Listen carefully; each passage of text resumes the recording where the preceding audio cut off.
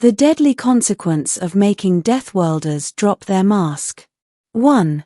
The human mask. At the Interstellar Academy, I thought I understood humans. They smiled too often. They laughed at things no one else found funny. They were reckless, casual, and strangely gentle for a species whispered about in galactic records as Deathworlders.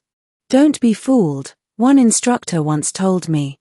The smile is a mask. Never make them take it off. At the time, I thought he was exaggerating. Then I saw what happened when the mask slipped. 2. Provocation. Combat drills were supposed to be safe. Blunted weapons, padded armor, and strict instructors monitoring every move. That day, Cadet Daniel Holt was my squadmate. He wasn't the strongest, tallest, or fastest cadet. But he carried himself with a relaxed swagger that infuriated Vorik, our reptilian rival. Vorik hated humans. He thought they were frauds, pretending to be predators. He had tested Daniel with insults for weeks, but the human always answered with a grin and a joke. You hide your weakness with humor, soft skin, Vorik sneered before the match. Today, I'll break your mask. Daniel just shrugged. You can try. 3. The blow. The match began. Training swords clashed, boots thundered on the arena floor, and instructors shouted commands. Vorik ignored everyone else, focusing on Daniel.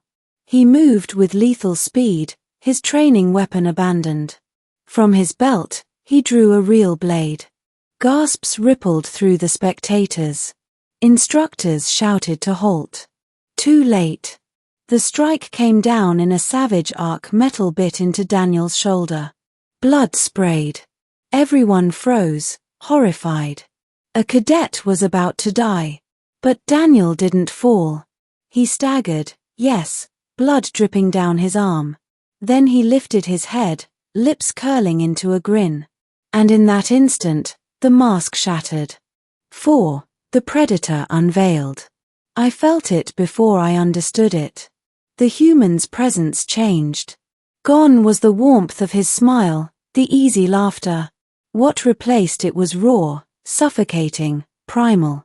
My chest tightened as though some unseen beast had set its gaze upon me. Daniel's eyes were no longer soft brown. They were flint, cold and sharp. You wanted to see beneath the mask. His voice was steady, low. He stepped forward. Vorik, massive and armored, actually faltered. His scales rippled in instinctive fear. This is what survival looks like, Daniel said.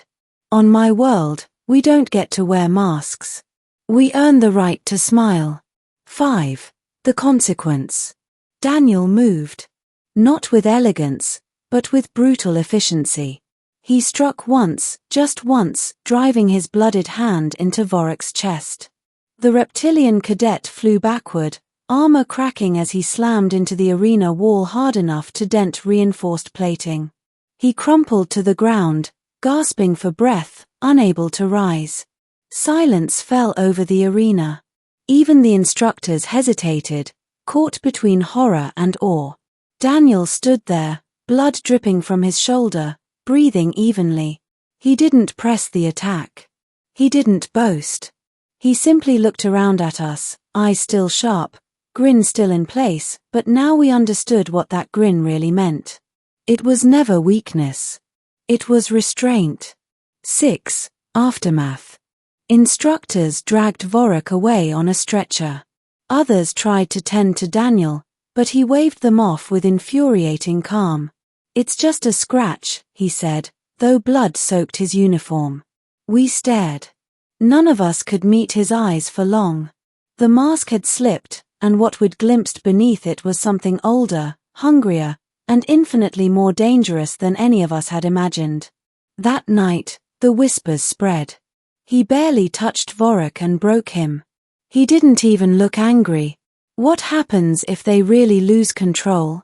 7. The lesson. In the following days, cadets avoided provoking Daniel.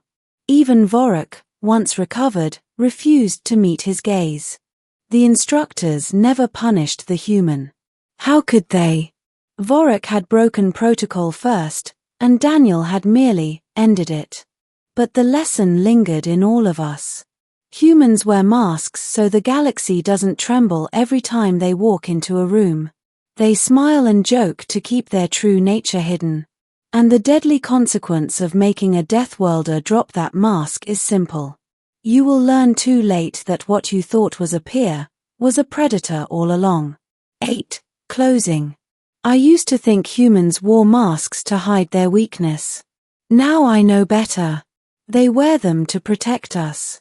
And the day someone tears that mask away, the galaxy will understand why Earth is called a death world. Because what comes out is not a cadet, not a soldier, not even a man. It is survival itself, given teeth.